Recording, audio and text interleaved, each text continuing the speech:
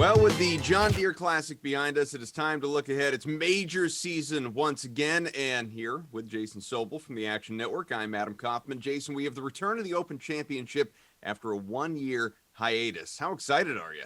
I'm fired up for this. Always one of my favorite events. It was too bad that we had to miss it last year. We understand why, but after 24 months, it's back. And hey, Shane Lowry got an extra year with the Claret Jug, so he got to celebrate a little more.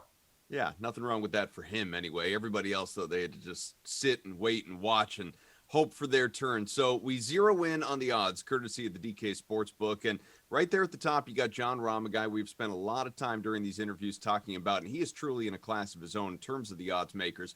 Plus 800 to go out and win this thing. Now, we know he's been great, but when you consider the stacked field, can you justify it? Yeah, I think you can justify it. Jon Rahm has not only had success recently, he's not only had success at major championships, as we saw at the U.S. Open recently, but he's had success on links golf courses as well, winning the 2017 and 2019 Irish Open. So he has played well on these types of tracks. I think it's warranted. That said, I wouldn't chase that number. You've got to be very, very confident in Jon Rahm, who, oh, by the way, ironically, dropped from number one in the world to number two last week. He finished in seventh place at the Scottish Open. Dustin Johnson didn't play last week. Dustin Johnson flipped him and became number one again.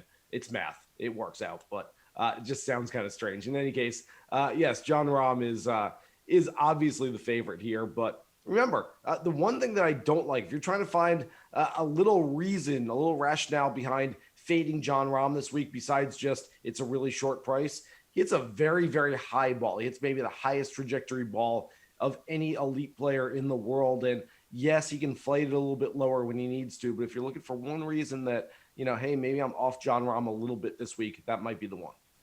So below Jon Rahm, let me throw a trio of names at you. You have Xander Schauffele, you have Brooks Koepka, you also have Rory McIlroy. All these guys better than plus 2,000 odds on the DK Sportsbook. If you had to pick one who stands out, who is it?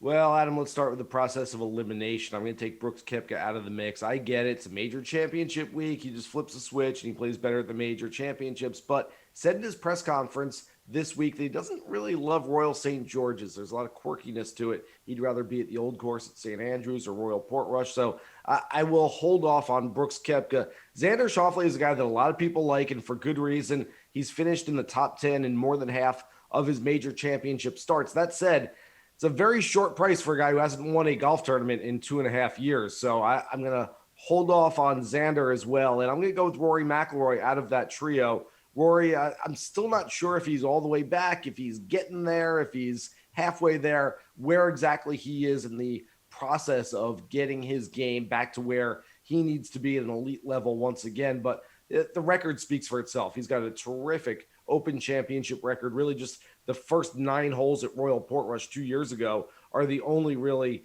black mark on his resume at the Open. And so I will go with Rory having another big week this week.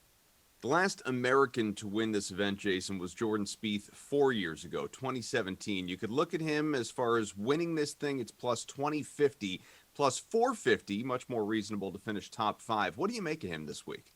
Yeah, I like Jordan Spieth a lot this week. His brilliance around the greens, his Seve Ballesteros-like wedge play around the greens is going to serve him really well. In fact, he's played so well at the Open in the past, and his creativity, I think, is really what separates him from so many of the other players, especially around those greens, like I said. So I like Jordan. I don't know if I want to go all in for the win this week, but top 5 seems like a very, very tasty number to me, so I would like that. You mentioned Shane Lowry before, and his odds, I mean, they're long, plus 4550 on the DK Sportsbook to go out and repeat, obviously, a couple years later from the last time that he went out and won this thing. And his finishes have really ranged as far as what we've seen from him lately. You look at the PGA Championship, he was 4th. The U.S. Open, he was 65th. Now, that is a significant gap, obviously. So would you rather go with someone like Shane Lowry here if you're looking at the odds? Or do you prefer someone, maybe a Scotty Scheffler, Tony Finau? You could pick Tommy Fleetwood as well. They all have similar odds. All right, I guess I could rank all those guys. I like Lowry this week. I don't necessarily like him for outrights. I just don't think he's going to go back-to-back with a year absence in between. Let's see. Fleetwood I do like.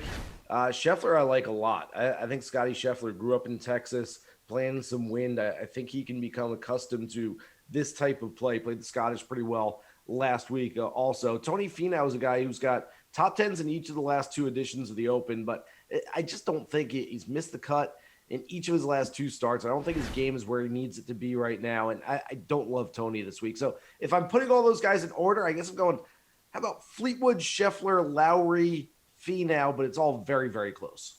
Oh, so the odds makers are doing their jobs, I guess. How about just think long odds? Who stands out? Oh boy, there's a lot of players with long odds. Remember, Darren Clarke was the last winner at Royal St. George's. He was 150 to 1. Before that, 2003, Ben Curtis was anywhere from 300 to 1 to 500 to 1, just because no one even knew who the guy was. So you can go deep on this board, and I think you can find some big names. Let's see, Ryan Palmer's got a big number next to his name, considering he's a top 40 player in the world. Marcus Armitage is a guy who's won on the European Tour already this year. He's a guy that I like. Danny Willett, former Masters champion. I could see him playing well this week. Martin Keimer's got a pretty big number next to his name. So there's some fairly big names. You don't have to go so far off the radar to find a guy that you've never heard of with triple digits next to his name and some pretty good odds. And like I said, it's happened in the past at Royal St. George's. It could definitely happen again this week. Give me someone or maybe more than some ones we should be looking to avoid. Who do you just want to stay away from? Bryson DeChambeau's at the top of my list. This course, this type of play just doesn't suit his game whatsoever.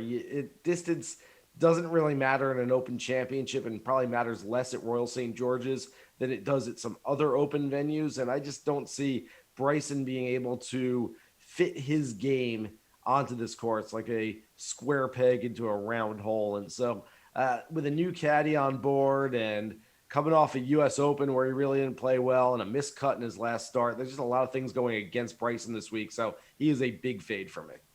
All right. Well, as we know, he wears the DraftKings logo, so I'll make sure we cut that out. Now, who's your pick to win the Open Championship?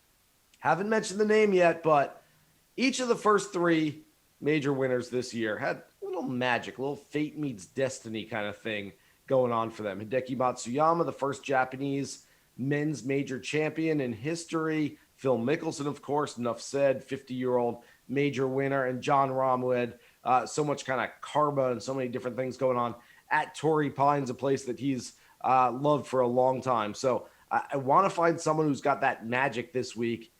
And maybe I found him in 48-year-old Lee John Westwood, who has been trying. In fact, could set the record this week if he does indeed not win for the most starts at major championships without a victory. But maybe he can stop the bleeding this week. I like him. I think there's a decent number next to his name this week, and Lee Westwood is my play. This guy, always my play right here when we're doing golf segments. That is Jason Sobel from the Action Network. I'm Adam Kaufman. Thanks so much.